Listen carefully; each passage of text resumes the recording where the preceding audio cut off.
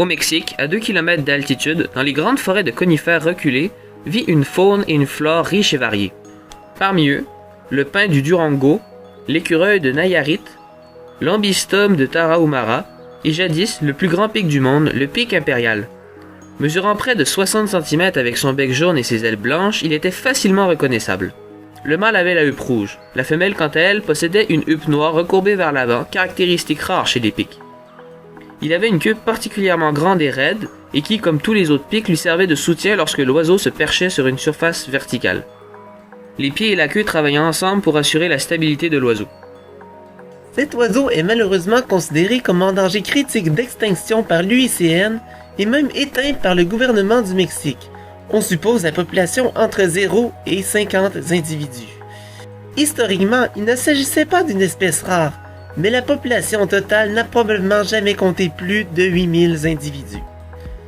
Parmi les causes de l'important déclin, on note la chasse et l'empoisonnement des arbres.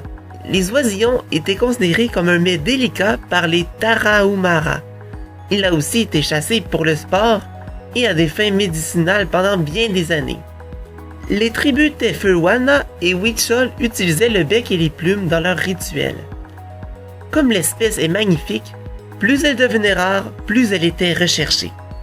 Souvent, des personnes n'ayant jamais vu un tel oiseau l'abattaient afin de le regarder de plus près.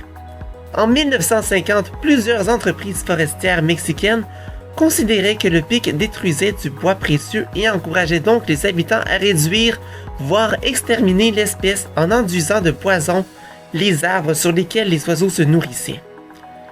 Puisque les pics impériaux se nourrissaient en groupe dans un seul arbre pendant plusieurs semaines, empoisonner l'arbre permettait de tuer un grand nombre d'individus d'un seul coup.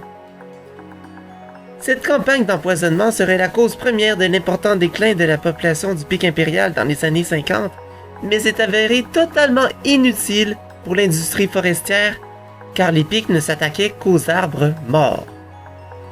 Une vidéo en couleur, prise en 1956 par le dentiste William L. Reen, nous permet l'aperçu d'une femelle et de son vol particulièrement rapide par rapport aux autres espèces de pics. Cette vidéo est la dernière mention confirmée de l'espèce. Bien que la survie du pic impérial soit peu probable, elle n'en demeure pas moins impossible. Mais une expédition à sa recherche serait dangereuse et laborieuse, car les lieux propices à sa présence sont reculés et occupés par des trafiquants de drogue. La redécouverte ou réintroduction du pic impérial inciterait une protection immédiate de la part du gouvernement mexicain.